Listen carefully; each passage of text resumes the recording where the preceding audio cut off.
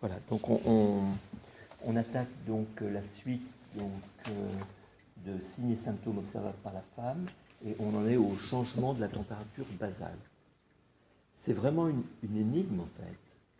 Pourquoi la température monte après l'ovulation? C'est une énigme. Alors bien sûr, de manière imagée, on dit c'est comme la couveuse. Parce que comme cette période après l'ovulation est faite pour accueillir l'enfant dans l'utérus et le laisser se développer, et comme la température va rester un peu plus haute pendant plusieurs mois, en début de grossesse, du coup, bienvenue. Donc, du coup, on se dit que c'est à 13h.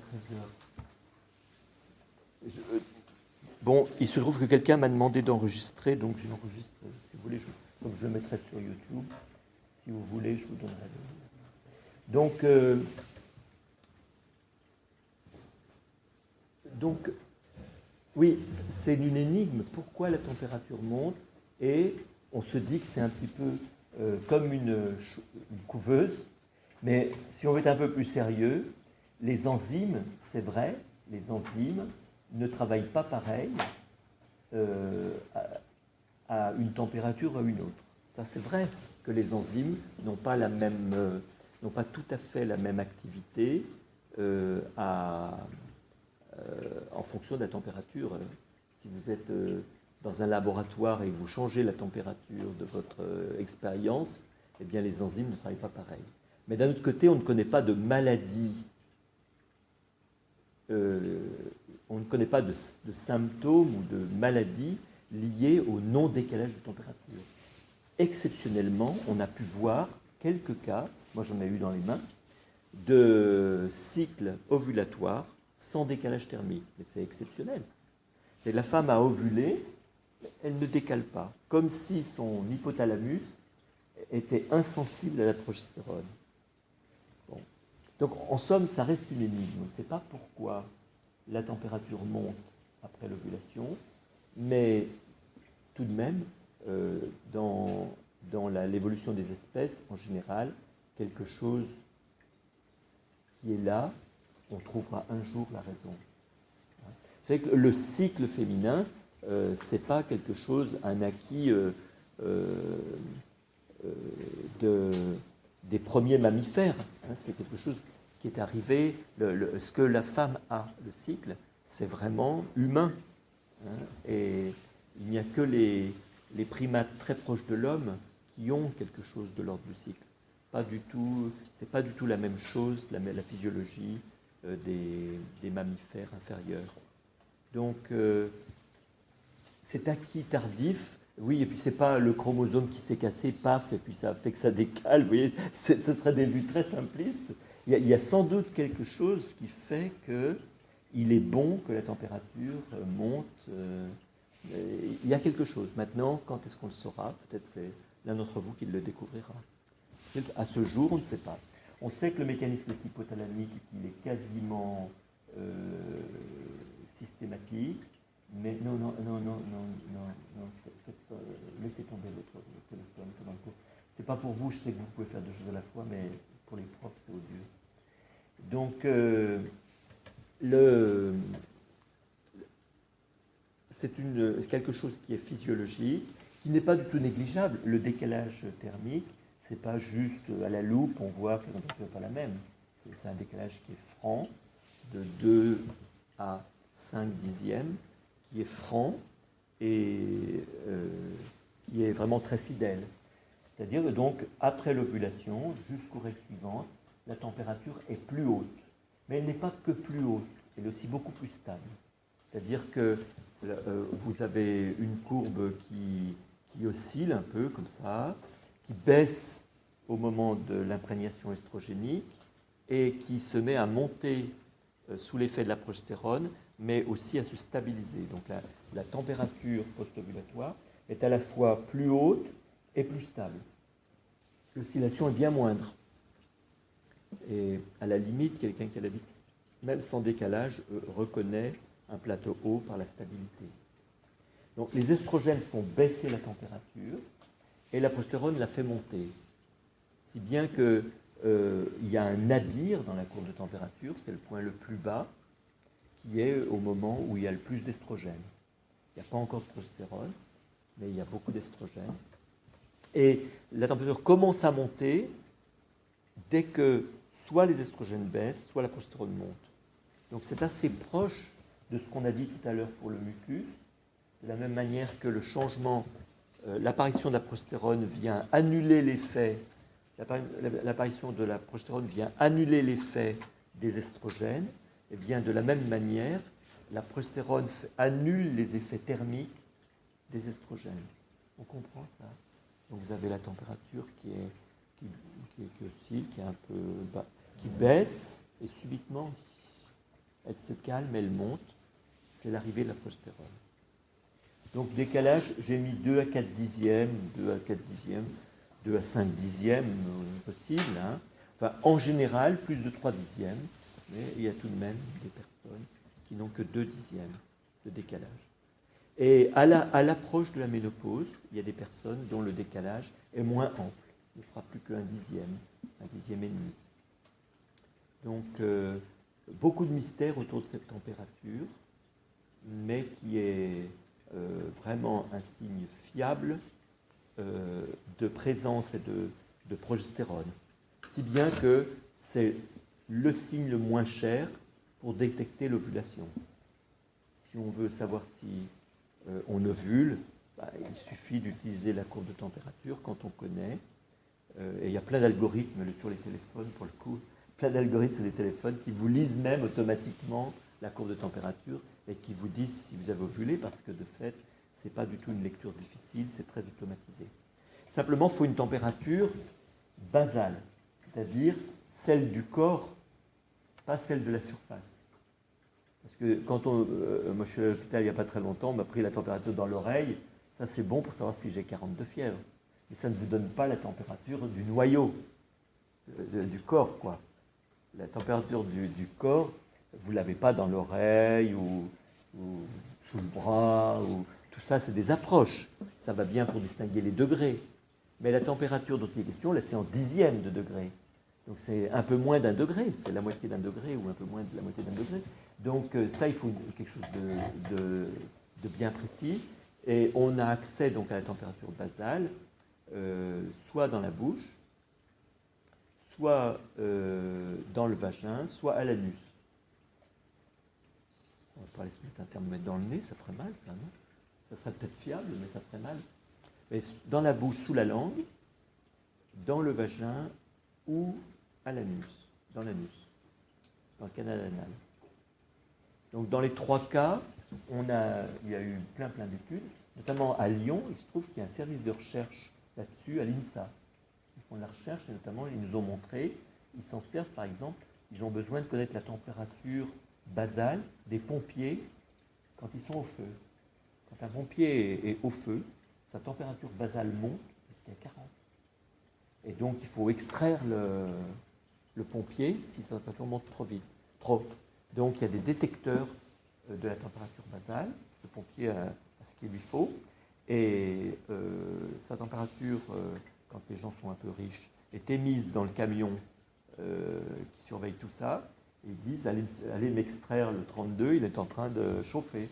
Hein, vous comprenez? Donc la température basale, en fait, c'est quelque chose qui reste objet de recherche. Ça n'a rien à voir avec la fièvre. La fièvre, c'est 1 ou plusieurs degrés. Donc, les gens qui disent, par exemple, oh, non, mais la température, c'est pas fiable, parce qu'on peut faire de la fièvre. Mais ça n'a rien à voir. Hein. C'est comme l'humidité que j'ai dans ma bouche et une pluie, ça n'a rien à voir. La pluie diluvienne ou l'humidité contre la bouche, ou la transpiration, c'est pas la même chose. Eh bien, la température basale, c'est extrêmement fiable et ça n'a rien à voir en termes d'amplitude avec la température de la fièvre. Un homme a une température assez banalement peu variable et stable.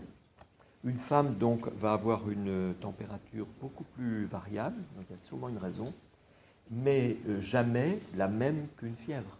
Ça n'a rien à voir. Hein. Voilà. J'ai l'impression que pour la température, j'ai à peu près dit. Pas tout à fait. Donc la température monte soit immédiatement après l'ovulation, soit en retard, de manière pas rare, je vais dire 15% ou 20% des cycles, la température monte en retard, mais elle ne monte pas en avance. Ce qui fait que, qu'est-ce que ça fait ça? Eh bien ça fait qu'on peut croire que, si on regarde que la température, on peut croire que le corps jaune, que l'ovulation est tardive, alors qu'elle ne l'est pas. Parce qu'en fait, il arrive que la température est en retard. C'est comme s'il y a le réveil qui sonne et puis on se réveille, on ne se lève pas tout de suite, on ne descend pas prendre le petit-déj. Du coup, on croit qu'on se réveille tard, mais c'est pas on se réveille tard, ça peut se lever un peu tard. Donc, c'est pareil pour la température. Et il se peut qu'elle soit en retard sur l'ovulation. De quelques jours, ça peut arriver. Mais pas en avance.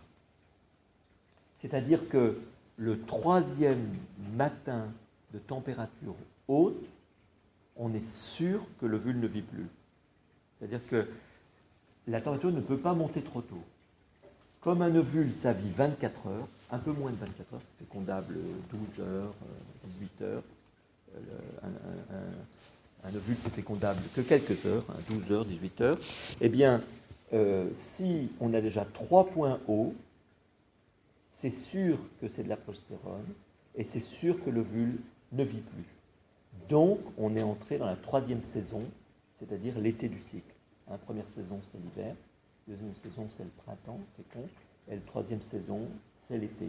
Et on ne peut pas être, depuis 3 jours, imprégné de progestérone si l'ovule était encore vivant. C'est pas possible, ça ne s'est jamais vu. Voilà à peu près pour la température. Donc les douleurs. Donc on a vu que les saignements, il y a des saignements physiologiques et des saignements pathologiques. Les douleurs, il y a des douleurs physiologiques, même est-ce que c'est physiologique de souffrir, c'est un peu bizarre de dire ça. Mais il y a des douleurs physiologiques et il y a des douleurs pathologiques. Alors, il y a des nuances, hein, mais disons qu'on va avoir la même problématique. On va le prendre comme c'est mis dans le papier pour ne pas mettre de la pagaille. Les douleurs des règles. Les douleurs des règles peuvent être dites physiologiques, c'est comme le bruit. Si le bruit est fort, ça devient douloureux. Mais le bruit est, disons, normal. C'est pareil pour les règles. Les règles peuvent être douloureuses, mais sans perturber la vie. Mais les règles, ça peut être absolument atroce. Ça peut être atroce, invivable. Et donc, la douleur des règles, c'est quelque chose qu'il faut, en tant que clinicien, bien connaître. Il faut bien connaître la douleur des règles. On a fait faire une thèse, j'ai fait une thèse à Saint-Étienne l'an passé, et les gens étaient très intéressés, c'était très intéressant. Donc les règles peuvent être douloureuses normalement ou très douloureuses. Bon, pourquoi les règles déjà sont douloureuses de manière globale, première comme ça, physiologiquement? C'est parce que le processus de détachement de l'endomètre, donc qui se signale par les règles, est un processus qui se fait par les prostaglandines. Or, souvenons-nous ce que c'est que l'aspirine, c'est un antiprostaglandine. Les prostaglandines, ça fait mal. Hein, donc, ça fait partie du processus qui déclenche la douleur. Donc, le fait même que ce soit des prostaglandines qui détachent l'endomètre explique déjà pourquoi il y a un mal-être. Et ce mal-être n'est pas obligatoirement que une douleur. Ça peut être un mal-être. C'est-à-dire que, de la même manière qu'un migraineux vous dit « j'ai pas seulement mal à la tête, le bruit m'est insupportable, les odeurs me sont insupportables, je suis pas bien », hein, vous dit le migraineux. De la même manière, quand on est envahi de prostaglandines, on n'est pas bien.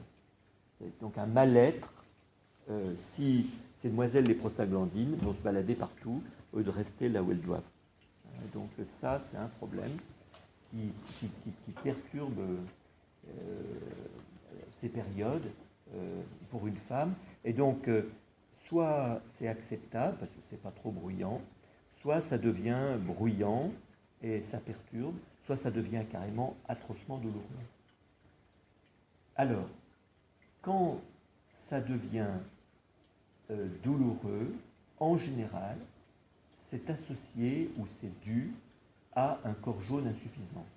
C'est-à-dire que c'est un bon corps jaune qui permet d'avoir des règles non douloureuses. Si l'imprégnation progestéronique a été bonne, grâce à un bon corps jaune, eh bien l'endomètre se détache bien. Et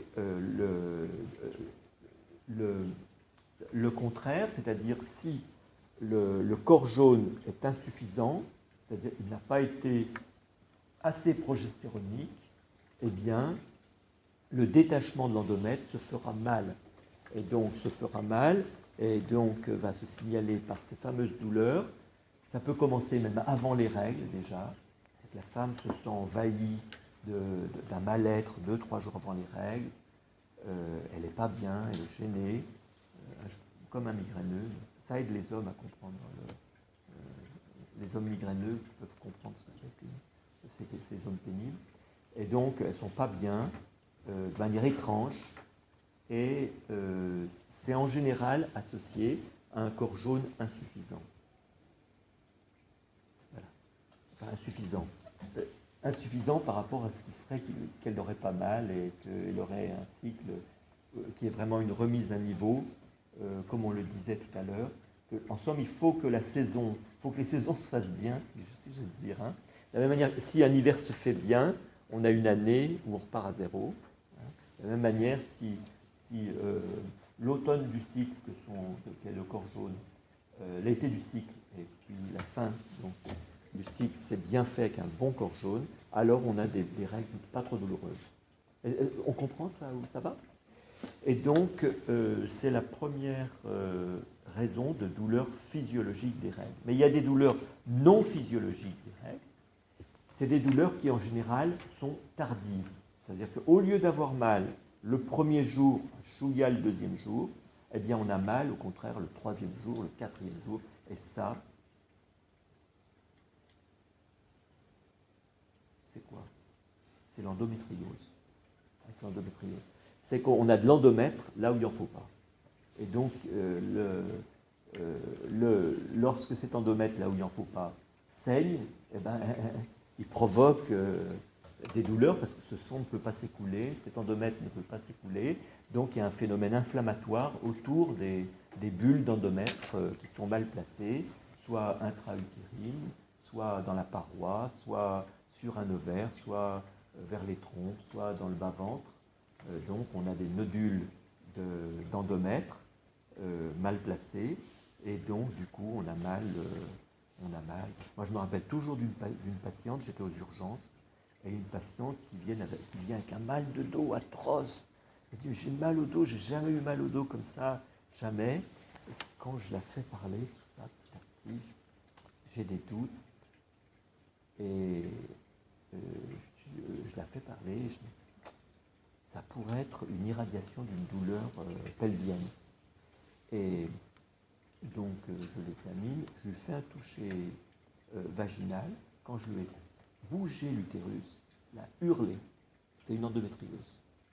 On l'a soigné de son endométriose, elle n'a plus jamais eu mal au dos. Hein. Donc en fait, la douleur de l'endométriose s'explique assez aisément. Ça va? Donc voilà pour ce qui est des douleurs, enfin, il y en a d'autres, non physiologiques des règles, mais c'est ça pour les règles. On va dire. Après, il y a des douleurs périovulatoires. Les douleurs périovulatoires physiologiques. C'est-à-dire qu'il y a des personnes qui disent, moi je sais quand j'ovule, je sais si j'ovule à droite ou à gauche, parce que j'ai mal. Et il y a plusieurs types de douleurs en fait. Soit c'est une douleur, une femme me disait, c'est quand je m'assois. Au moment de m'asseoir, je suis obligé de faire attention. Parce que si je ne fais pas attention, ça m'appuie dessus. C'est comme une dent douloureuse, vous savez. C'est un endroit, une douleur exquise, on dit. Hein. En fait, c'est un follicule. C'est un follicule qui est... Enfin, autour du follicule, etc., les choses sont turgescentes. Et quand elles s'assoient, il faut se rendre compte qu'un follicule, c'est presque aussi gros qu'un ovaire. Le follicule préovulatoire, il fait 2,2 ou 2,3 cm. Ben, si vous regardez un ovaire en longueur, ça va faire 3,6 cm à peu près. Vous voyez à peu près ça. La boule qui, à chaque cycle, se prépare, donc il y a de quoi faire mal. Hein, une dent cariée, c'est bien plus petit, ça fait bien plus mal. Hein. Et donc il y a des personnes qui sentent donc comme ça et qui disent mon ovulation me fait mal. Et ce n'est pas l'ovulation, c'est le follicule. D'accord ? Parfois, c'est une douleur au même moment, comme ça, préovulatoire, un peu sourde, mais ce sont les veines qui font mal. C'est-à-dire que la circulation au niveau des annexes est développée et elles ont mal comme une personne qui a des varices aurait mal aux jambes. C'est des douleurs plus pesantes et plus pesantes. Ou alors, troisième type de douleur liée à l'ovulation, c'est au moment de... c'est pas la rupture qui fait mal, mais le liquide qui s'écoule peut s'écouler, s'écoule dans le cul-de-sac de Douglas, dans le bas-ventre, et cela peut être douloureux. Donc le liquide, quand on le voit, on le voit sortir d'un follicule, c'est pas une explosion, hein. Et c'est un liquide, c'est plus comme du dentifrice sort d'un tube de dentifrice. C'est un écoulement doux et lent. Mais cet écoulement, donc, ça a été signalé, ça a été, faire mal en s'écoulant dans le cul-de-sac de Douglas. Et moi-même, je l'ai juste appris ou lu, je n'ai pas d'expérience, tandis que les deux autres, oui, on le sait. Alors, vous savez, on n'ovule pas de manière alternative, systématique, à droite, à gauche, à droite, à gauche, à droite, à gauche. Et enfin, moi-même et un confrère qui était ici il y a quelques années, chercheur, mais qui à l'époque était à Paris, Alain Goujon, on a publié ça il y a quelques années, on avait les échographies d'un peu plus de 100 femmes, et donc on avait le côté d'ovulation sur plusieurs cycles, sur 3 cycles, et on a vu que non, c'est pas systématique, droite-gauche, droite-gauche, droite-gauche, c'est les militaires qui sont droite-gauche, droite-gauche, droite-gauche. C'est jamais mécanique, le cycle féminin, c'est jamais mécanique. Donc, ce n'est pas une alternance comme ça. Mais il y a des femmes qui disent, une fois j'ai mal à droite, une fois j'ai mal à gauche, ben, peut-être qu'elles ovulent de manière alternée. C'est possible, je n'en sais rien. Voilà pour les douleurs périovulatoires. Et enfin, il y a d'autres douleurs, symptômes de maladie ou symptômes de dysfonctionnement. C'est-à-dire qu'il y a des douleurs, si vous voulez, déjà comparables au rhumatisme. C'est-à-dire des douleurs qui vous reviennent et qui vous tiennent et que vous avez par moment. Quelqu'un qui a des rhumatismes, il a mal quand le temps change, hein, par exemple. Ou bien il a mal le matin, c'est le verrouillage au matin. Voilà. Eh bien, il y a des douleurs gynécologiques, par exemple, il y a des femmes qui disent, moi, j'ai mal à gauche à telle période de mon cycle, presque tous les cycles. Des douleurs plutôt des annexes, et en général c'est casse-pied parce qu'on a un peu du mal à les calmer. Mais on peut les réveiller au toucher. C'est-à-dire que si vous faites un toucher annexiel, vous mobilisez l'utérus, c'est ça ma douleur. Donc ça nécessite des choses très délicates, c'est pas de la médecine de guerre, hein, c'est de la médecine très délicate, parce que ces personnes sont gênées. Hein, elles montent l'escalier, elles courent, paf, elles ont mal, c'est gênant. Mais ça nécessite de la délicatesse. Voilà pour ces douleurs. Et puis donc, dans les autres signes et symptômes observables par la femme, c'est le dernier paquet de ce petit cours, c'est les modifications physiologiques du col de l'utérus. Donc, je vous ai mis des petites images qui résument bien l'affaire. Imaginez-vous, ça c'est une coupe, on dit sagittale, hein, je crois. Une coupe comme ça, sagittale, n'est-ce pas? Je suis un peu loin de ma fac de médecine. Donc, c'est des coupes sagittales, bien sûr, schématisées, et l'avant est à gauche. Hein? Donc, vous savez que l'utérus est couché sur la vessie, voilà. Mais en fait, au cours des saisons du cycle, donc hiver, printemps, été, automne, si j'ose dire, il va changer en hauteur, en longueur, en inclinaison, en fermeté et en ouverture. C'est-à-dire qu'il va monter en période au printemps, l'utérus monte. Parce que les haubans qui le tiennent, c'est-à-dire les annexes, se rétrécissent, les annexes se rétrécissent, ce qui fait qu'en se rétrécissant, vous comprenez, si mes bras se rétrécissent, ça soulève. Les annexes, il y a une petite, les fibres musculaires des annexes se raccourcissent un tout petit peu, ce qui fait que l'utérus est soulevé comme ça. Donc en se soulevant, il monte, il se redresse, il est beaucoup plus dans l'axe du vagin. Voilà. Ce qui fait que le col apparaît aussi plus long, plus mou et ouvert. Et en période fertile, le col est haut, long, mou et ouvert. C'est-à-dire que la consistance c'est très nette, parce qu'en période, les deux périodes qui entourent, c'est-à-dire donc l'hiver et l'été, hein, c'est-à-dire donc les deux périodes qui entourent la période fertile, quand vous le touchez, c'est comme le bout du nez. C'est quand même ferme le bout du nez. Quand même. On le sent tout de suite. Hein. Alors que quand c'est en période fertile, il est comme le lobe de l'oreille. C'est comme franc pas pareil. Si ça ne vous dérange pas de vous toucher le nez et le lobe de l'oreille, vous verrez qu'il n'y a quand même pas photo. Hein. C'est quand même pas pareil. Un clinicien sait distinguer les deux. Et donc,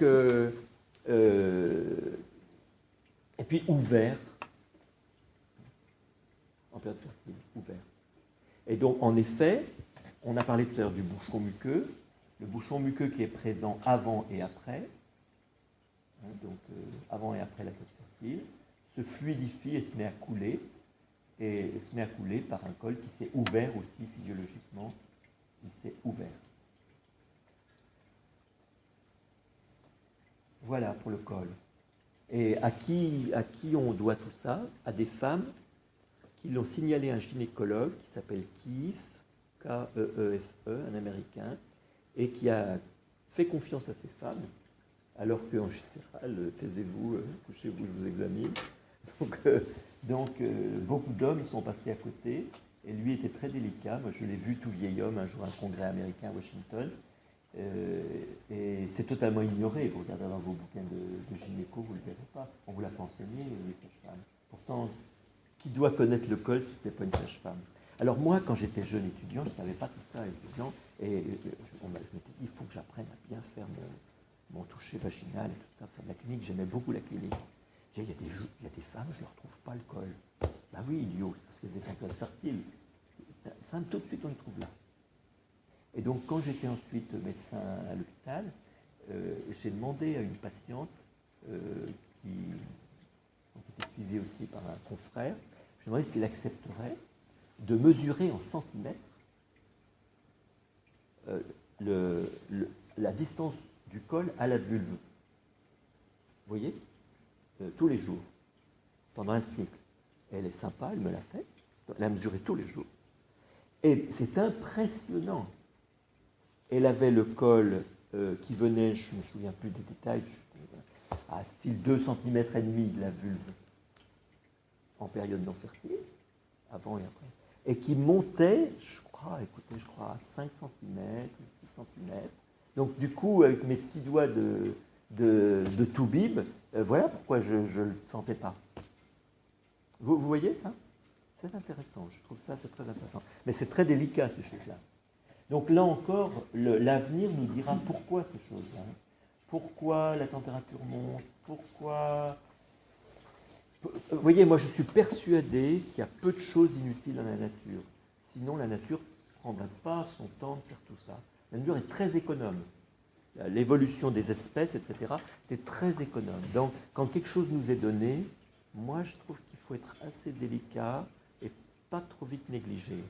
Et donc les saisons du cycle féminin, c'est extrêmement délicat et on gagne vraiment à petit l'observer avec discrétion et parce qu'il y a beaucoup de choses à apprendre.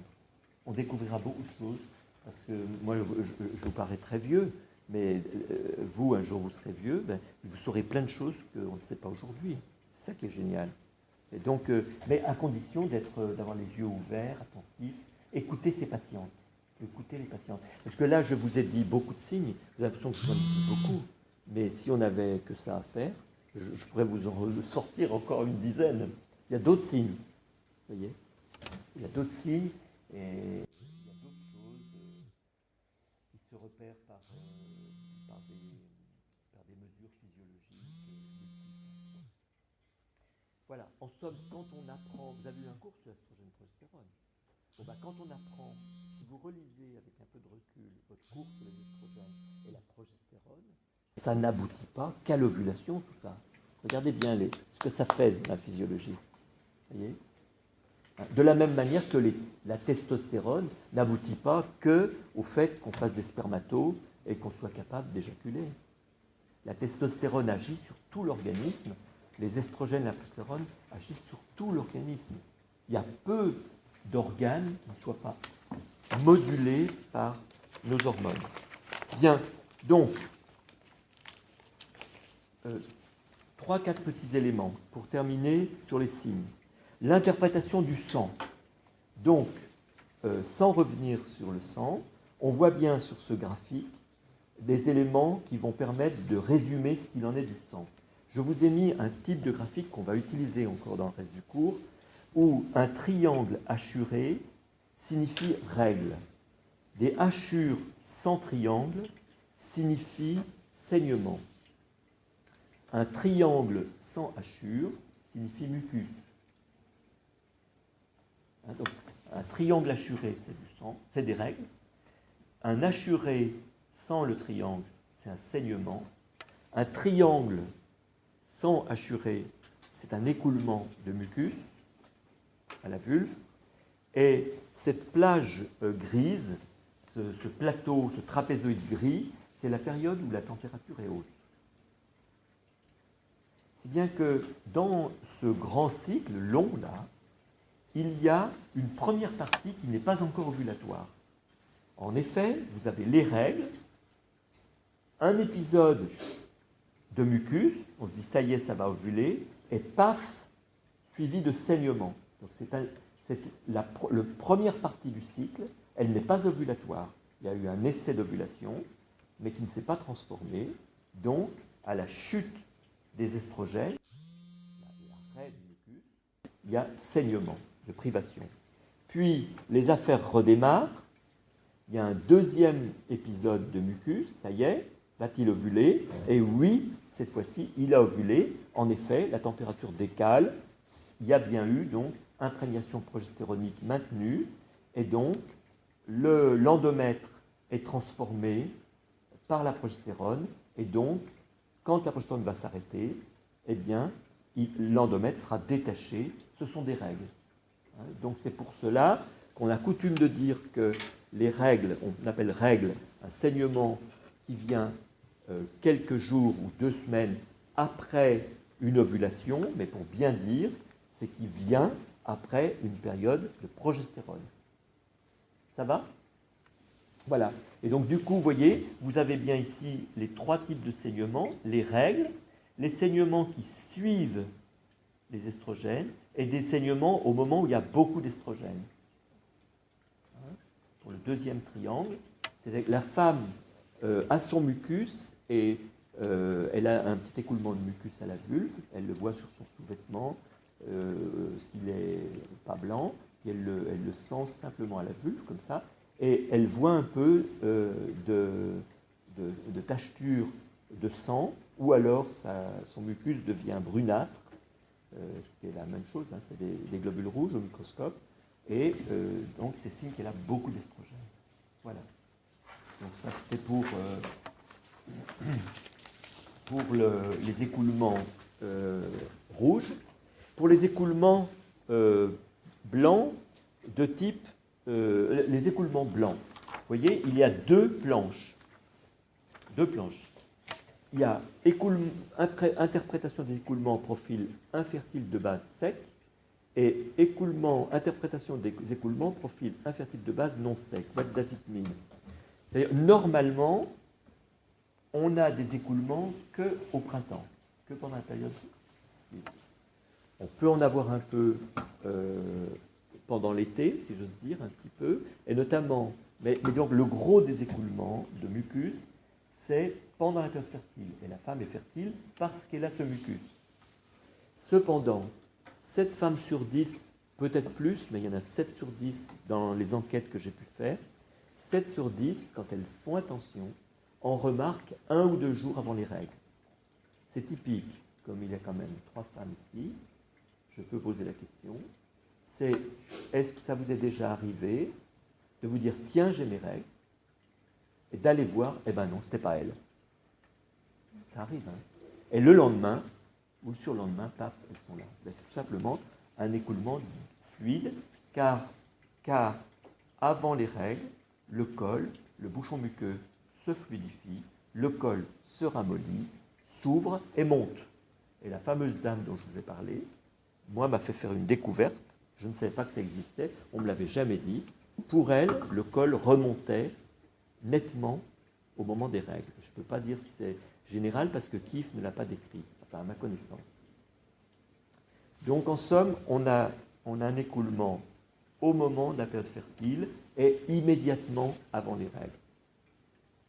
Voilà. Le reste du temps, on est sec. Cependant, pendant l'été du cycle, certaines femmes ont du mucus. Un mucus un peu plus épais, moins fluide, mais certaines femmes ont un peu de mucus.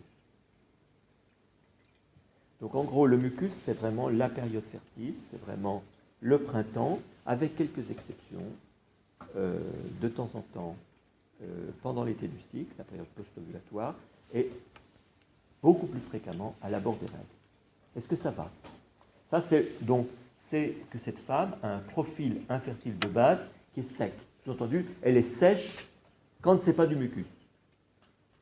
Mais il y a d'autres personnes qui ont un profil infertile de base non sec, c'est-à-dire des personnes qui disent « moi, je suis toujours un peu moite ».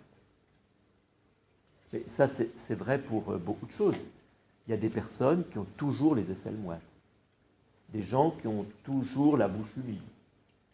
Ça, c'est notre physiologie, elle est diverse. Donc, il y a des personnes qui ont toujours une impression un peu moite à la vulve, ça arrive, mais vous dire le pourcentage, je ne sais pas dire. Et notamment, pas mal de ces personnes, quand elles regardent ce que c'est, simplement en passant leurs doigts à la vulve, et qu'elles passent ce qu'elles trouvent dans un verre d'eau, ça tombe comme de la neige, c'est donc des cellules vaginales. Mais nous, on a eu l'occasion de faire des études microscopiques pour certaines femmes, et non, c'était bien du mucus. Bien entendu, elles ont toujours un petit peu de mucosité qui tombe. Donc, on a vu les écoulements rouges, les écoulements blancs de type profil infertile. On arrive donc à la troisième question de l'interprétation des écoulements blancs, qui est le signe sommeil. Donc, on a dit que le signe sommeil, c'est le dernier jour de perception de grande fluidité à la vulve. Certaines femmes disent même que ça fait comme de l'huile, mais ce n'est pas général. Suivi d'un brutal retour à quelque chose de beaucoup plus sec. Et donc, cette rapidité est un signe d'ovulation. C'est-à-dire qu'en fait, cette rapidité, ce caractère franc, est un signe d'ovulation, moins solide que la température, mais un signe d'ovulation. C'est-à-dire que la succession, j'ai une sensation très fluide, et puis subitement, je reviens à mon profil sec, ça c'est le signe que de la progestérone a été sécrétée et est venue renverser l'effet des estrogènes. Parce que c'est la progestérone qui provoque la transformation en bouchon muqueux. On a dit que la glaire, elle était, en période fertile, elle est fluide, et avant et après, c'est un bouchon muqueux. Mais vous devez en avoir marre, c'est long. Hein. Ça va, vous tenez le coup? J'ai un peu le sentiment de vous noyer. Donc, en période fertile, ce sont les estrogènes qui font sécréter la glaire. La grande quantité d'estrogènes. Et une grande quantité d'estrogènes en absence de progestérone. Tandis que quand la progestérone apparaît, elle annule l'effet des estrogènes. C'est pour cela qu'il y a subitement le passage, un retour à la sécheresse. C'est pour cela que ce changement brusque reflète bien l'ovulation, avec quand même moins de certitude qu'une courbe de température. Mais enfin, c'est un signe intéressant.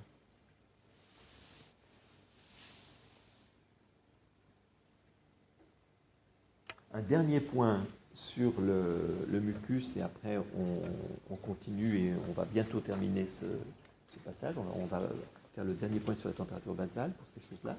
Donc, une dernière chose, c'est que on a dit que le mucus bouche le col pour que les microbes ne rentrent pas. Donc, avant et après la période fertile, il y a un bouchon muqueux pour que les microbes ne rentrent pas dans l'utérus et n'aillent pas dans le grand ventre. Hein, on a dit ça. Mais le passage entre les deux.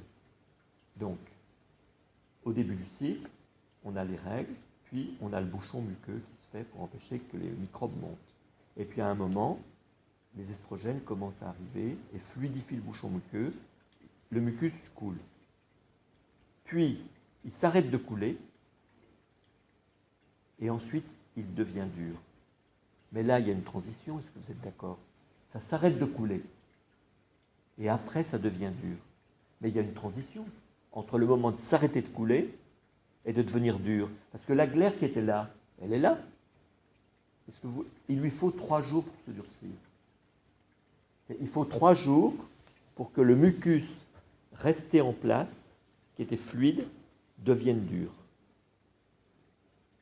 Il y a 3 jours entre le signe sommet et le retour à un bouchon muqueux qui est bien bouchon. Il faut 3 jours pour que la glaire qui est fluide se transforme en bouchon. C'est pour ça que j'écris 1, 2, 3. Donc il y a 3 jours après le pic de durcissement, et ce n'est qu'à partir du 4e jour que le bouchon est ferme. Voilà. Bon. Mais dans la glaire, il y a plein d'enzymes, on disait, lytiques, bactériolytiques, virolytiques, qui tuent tout ce qui bouge. Hein. Voilà donc pour finir cette affaire sur le signe du mucus, des parties blanches. Maintenant, donc, quelques points sur la température basale. Alors, il y a 2 planches. Interprétation des changements de température basale 1, puis 2. Vous voyez sur la planche 1, on a un épisode de mucus qui est noté. Vous voyez, vous avez les hachurés, c'est les règles. Puis des traits, c'est sec et rien. Sec et un moins, ça veut dire la femme ne sent rien. Puis elle a mis M, je me sens mouillé, elle a mis une glaire épaisse. Un carreau, c'est une glaire épaisse. Puis elle met humide et 2 carreaux, ça veut dire de la glaire fluide. Et puis elle redevient sèche. Vous voyez ça? Donc elle a en somme 2, 4, 6 jours. 6 jours de sécrétion de glaire. Donc elle accueille les spermatozoïdes de son mari. S'ils s'unissent, ils peuvent concevoir un enfant. Cependant, elle n'ovule pas. Et comment on le sait? La température ne monte pas. Donc c'est un essai d'ovulation qui a raté. C'est un essai d'ovulation qui a raté, et ce n'est pas rare. Nous, on a un moment fait une étude donc, de ce type-là sur 3750 cycles. On en avait 10%, 10-12%, donc d'épisodes comme ça, sans lendemain. Pas rare. Est-ce qu'il y a 10% en général? J'en sais rien. Mais disons qu'en somme, ce n'est pas exceptionnel. Et puis après, quelques jours de calme, et ça redémarre. Vous voyez, ça redémarre. Et après cet épisode, elle n'a pas ovulé, elle se met à saigner. Et donc privation, saignement de privation. Ça fait 2 fois que l'endomètre s'épaissit. Quand la deuxième fois, eh bien, il saigne. Parce qu'il a été imprégné d'estrogène, et vu que ça ne s'est pas fait, il saigne. D'accord? Donc c'est des follicules, vous voyez, je vous ai dessiné des ovaires au-dessus, avec le développement d'un follicule. Je vous montre le développement d'un follicule. Le follicule, c'est atrésié. Je vous le mets passé au gris. Vous voyez, c'est des ovaires avec des follicules. Je vais vous montrer un petit follicule qui s'était développé. C'est imagé. Sous-entendu, on le voit à l'échographie. Il y a du liquide. Et puis, il s'atrésie. Au lieu de se transformer en corps jaune, d'ailleurs, il n'est pas encore assez gros, il s'atrésie, la femme saigne. C'est un saignement de privation. Donc c'est comme vous disiez au début, on peut avoir des cycles sans avoir d'ovulation. Vraiment. Voilà. Donc on peut avoir des cycles sans avoir d'ovulation. Sous-entendu, ce n'est pas encore la fin d'un cycle. C'est la partie anovulatoire d'un cycle. Et dans sa vie, il y a des périodes dans la vie où on a des cycles, entre guillemets. Sous-entendu, on a une alternance. Mais de fait, ce sont des essais non transformés, comme une équipe de rugby qui marquerait beaucoup de buts, mais qui ne transforme pas.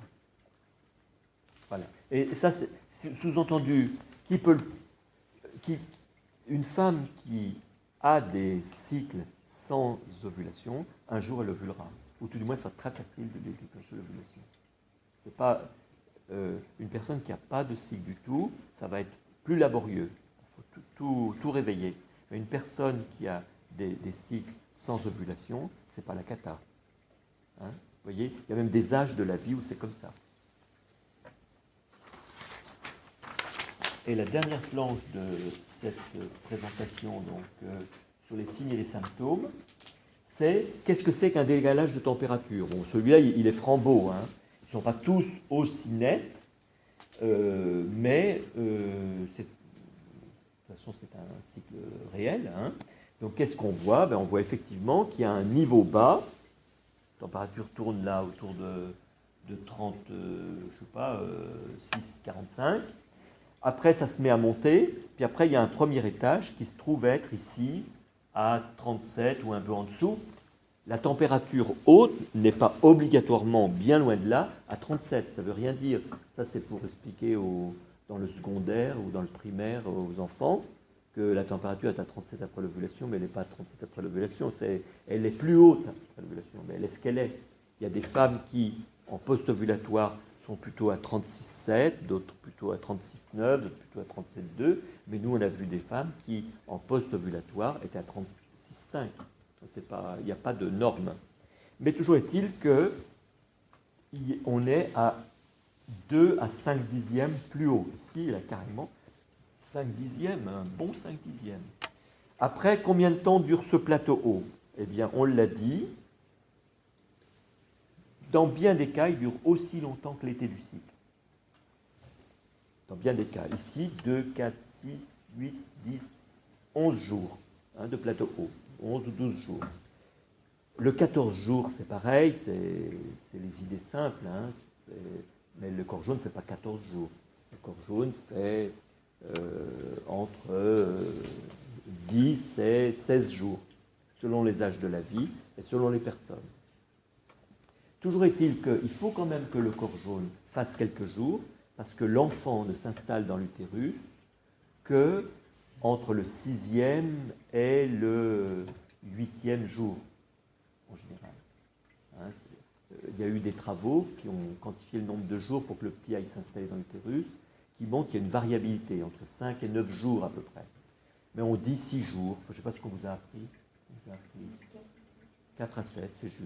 4 à 7, c'est juste. Hein. Quelque chose comme ça. Toujours est-il qu'il faut que quand le petit arrive, tout soit prêt et qu'il n'y ait pas déjà les règles. Tout à la fois, ce soit prêt et pas trop tard. Le petit, quand il arrive, vous voyez à peu près, il n'a pas cassé la croûte. Depuis, tout s'est passé avec les réserves apportées par la maman. Vous savez que la maman, c'est un peu comme la femme adulte, s'occupe du frichti, un peu comme quand on va au pique-nique avec mon épouse, c'est quand même elle qui pense trop souvent au pique-nique. L'homme apporte bien sûr les chromosomes de son côté, et la femme, l'ovule, apporte donc le frichti et les mitochondries. Les mitochondries de l'homme ne sont pas transmises à l'enfant. Et donc, quand donc pendant 6 jours, l'enfant se développe dans la trompe, puis dans l'utérus, ce qui fait que quand il s'installe, c'est presque comme un premier accouchement. C'est très très joli les films de rupture de la membrane pellucide, je crois que c'est comme ça que ça s'appelle. La membrane pellucide se rompt, et vous voyez une sorte